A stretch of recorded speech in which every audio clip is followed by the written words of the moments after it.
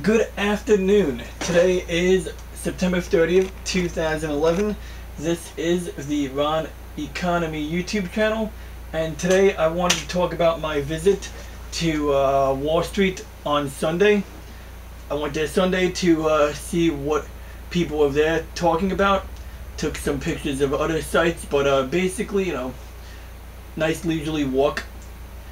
And ultimately, I accidentally walked to found that everyone was congregated at Liberty Park because I didn't really do all my homework prior. And just a bunch of signs all over the place. Some signs I agree with, some I don't agree with, some just like I don't think people really have any focus on the issue. At least let me rephrase that: the issue that I am focused on, that I'm quite myopic regarding. Not many people are. And amongst the signs you have some that say tax to the rich. Well, one of them said tax the rich, cut Medicare, invest in America, create jobs. And I don't see, how, if all of those things can really go together. But okay, she's stating her opinion. I'm cool with that. Lend me a lobbyist, and it says pants on the bottom. Pants. Well, I'm not gonna worry about that. But hey banksters, I want my kids' futures back. The Fed has usurped the government. Quite true. I mean, that's actually probably the most agreeable sign there. I don't know if the individual who created that sign is agreeable with me in any other regard. Mayor Bloomberg says people in the streets. That's kind of funny.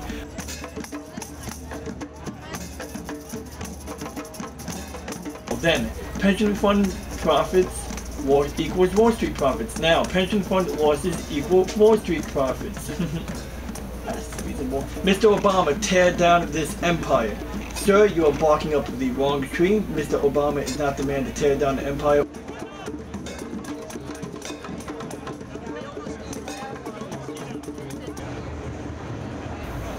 Another Mr. Obama tear down his empire. Capitalism is dying in the USA. Let's give it a push. This is 2011. Yeah, that should solve our problems. Like, just do away entirely with the free market capitalist model, because that's what we've been working off of for the past 40 years. That there's been no manipulation or no rigging, no forced legal tender law making us use worthless pieces of paper in place of what the individuals in mass would prefer to use as currency. So yeah, I guess yeah, we should give capitalism a final push. Hurrah! Let's see here. Occupy Wall Street. We are the 99%.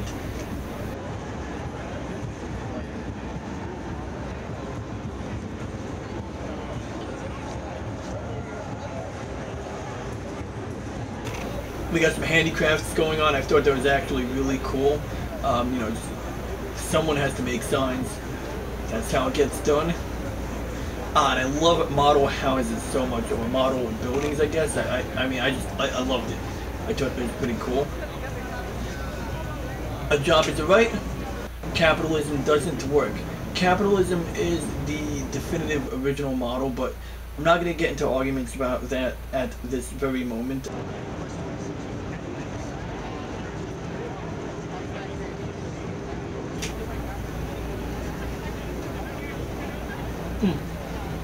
Wall Street is Wall Street. Students are people, not customers. Bail out these students.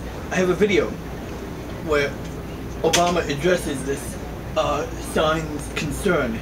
I'm going to show it to you guys right now. Let's tell another 1 million students that when they graduate, they will be required to pay only 10% of their income on student loans.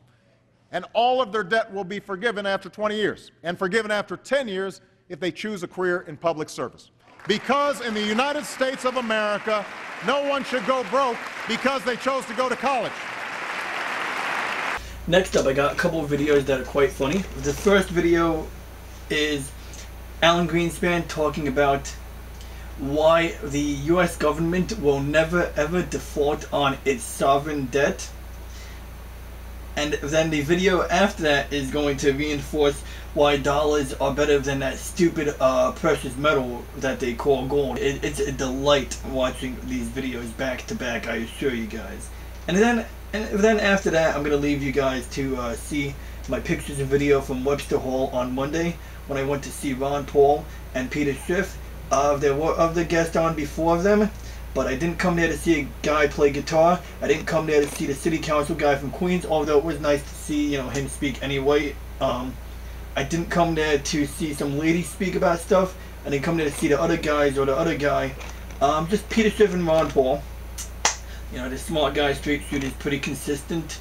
I mean, Ron Paul has been on the monetary issue for like 30 years, so, you know, he's got his eye on the ball for a very long time, amongst other things such as human liberty. Are U.S. Treasury bonds still safe to invest in? Very much so. I think this is not an issue of credit rating. The United States can pay any debt it has because we can always print money to do that. So there is zero probability of default.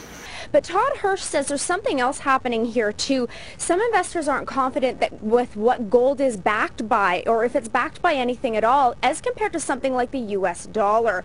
Investors are comfortable that the U.S. dollar is backed by the American government, so no matter what is happening to the American economy, something like the U.S. dollar is backed by the Federal Reserve. That's going to be around a year from now. That's a much more comfortable investment for them. Tara? Okay. Thank you, Bridget.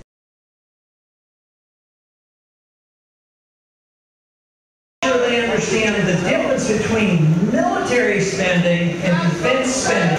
Weapons that we buy to subsidize the military-industrial complex, there are many, you know, we complain a lot about liberal Keynesianism, but there's conservative Keynesianism. They say, oh, these weapons are good for jobs.